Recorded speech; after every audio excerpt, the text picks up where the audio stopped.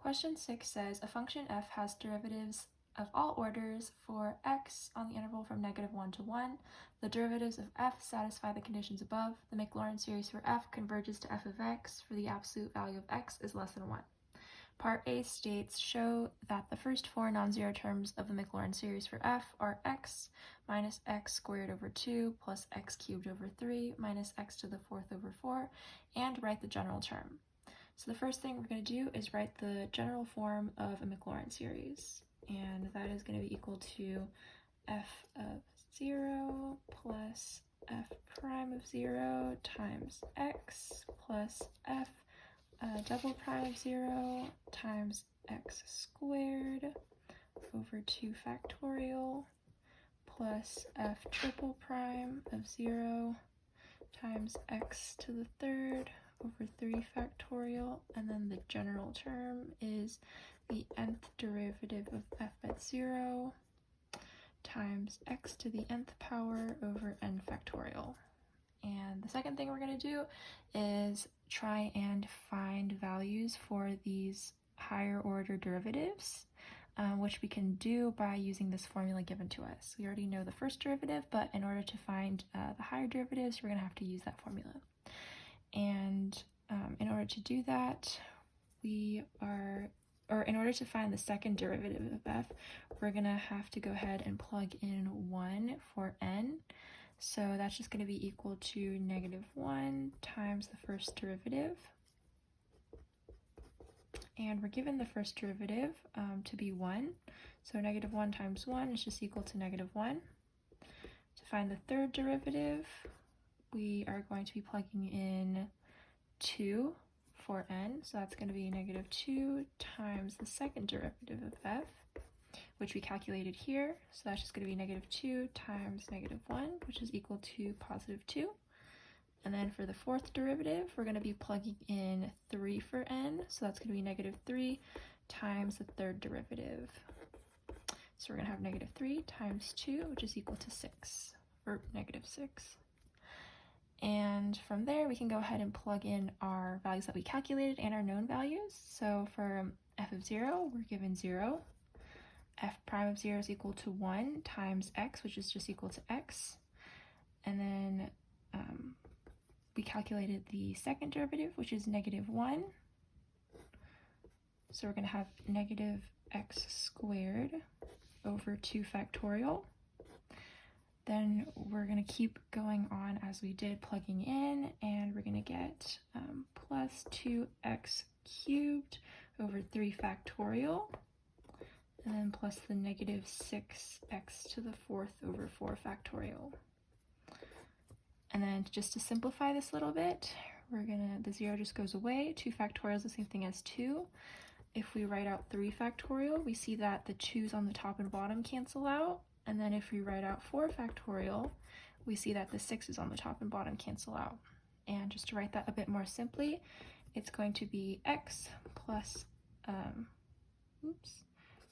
x minus x squared over 2 plus x cubed over 3 minus x to the fourth over 4. And those are the first 4 terms, or the first 4 non-zero terms, as we've seen in the question.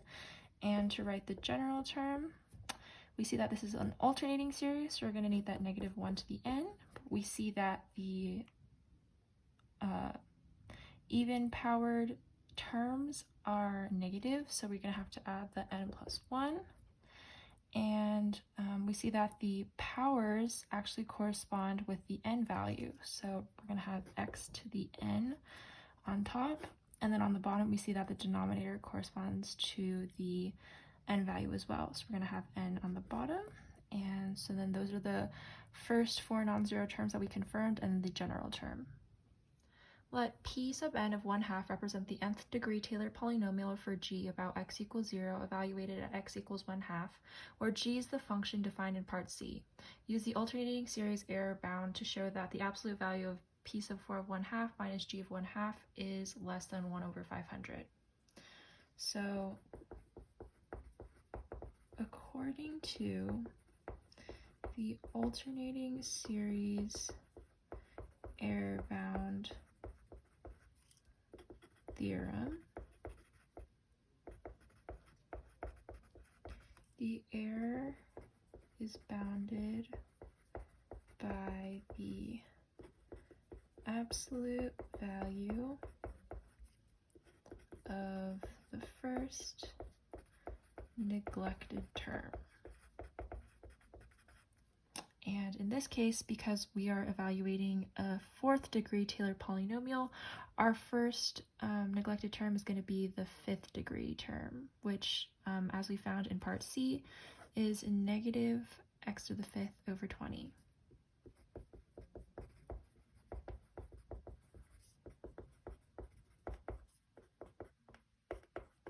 All right, so then we can say that p sub 4 of 1/2 minus g of 1/2, which is the error, is bounded by, so less than or equal to, the absolute value of negative x to the fifth over 20, but we're going to go ahead and plug in that 1/2. And that comes out to equal 1 over 640, which is less than 1 over 500. And as a result, we can say that the error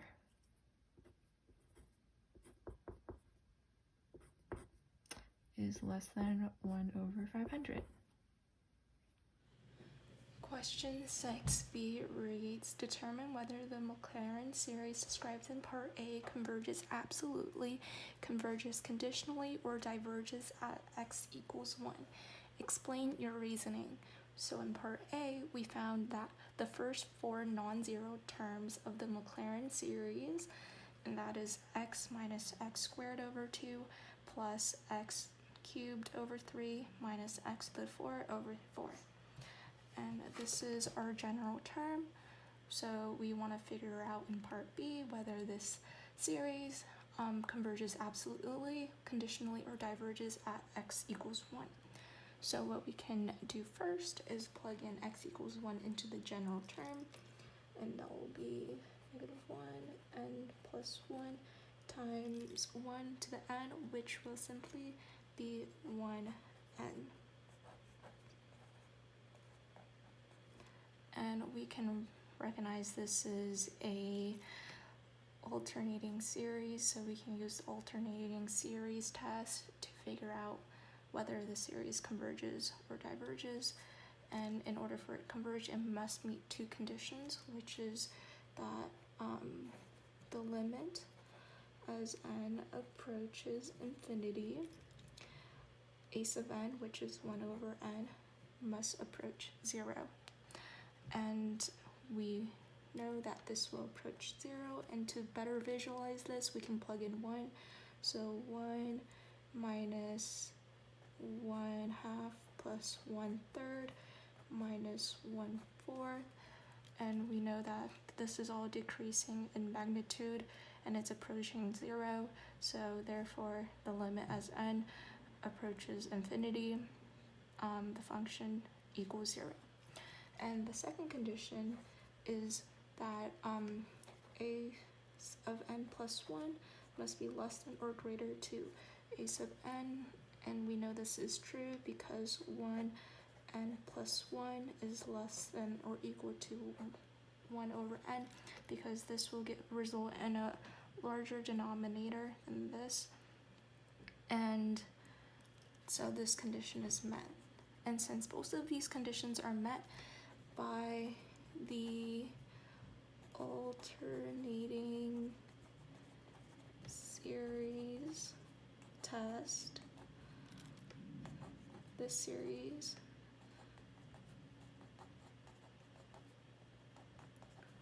will converge. So in order to figure out whether this series will converge absolutely or converge conditionally, we must take the absolute value of this series. So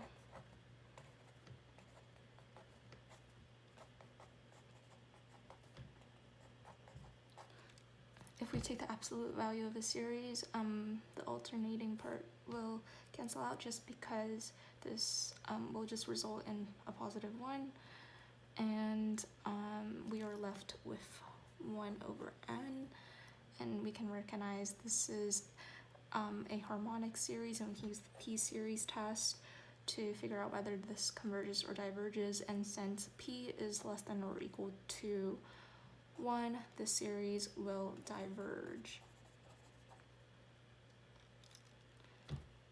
This harmonic series will diverge.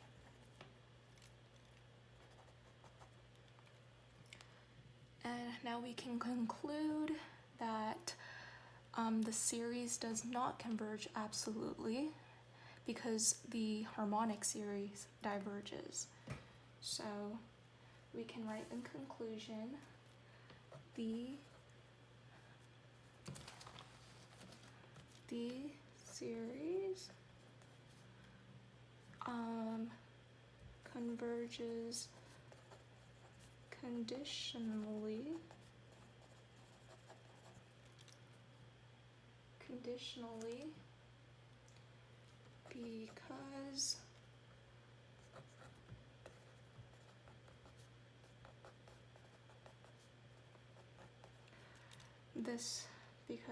the series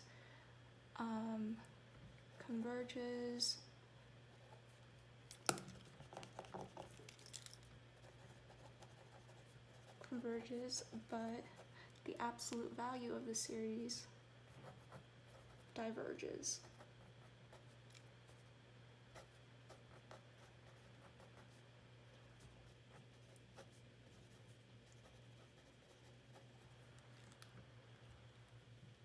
Okay, so I'm doing 6C, and I'm supposed to write down the first 4 non-zero terms and the general term of the Maclaurin series for g of x equals the integral from 0 to x f of t dt. And so the information given to us is that g of x is this equal to this integral.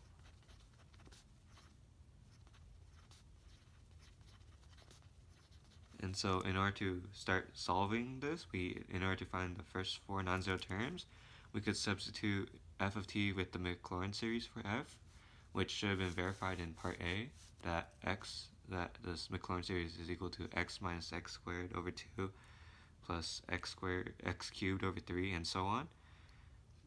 But since our variable is t, we write it as g of x equals this integral from 0 to x t minus t squared over 2 plus t cubed over 3 minus t to the power of 4 over 4, and then so on. And so the general term for this would be negative 1 to the power of n plus 1, since it's alternating, but the first term is positive. And then t to the power of n over n, and dt. And so now we could take the antiderivative of this, and so in order to take the antiderivative of these terms, we're going to use the reverse power rule, which is represented by x to the power of n plus 1 over n plus 1. And so that would be g of x equals this t squared over 2 minus t cubed over 3 plus 6, I meant,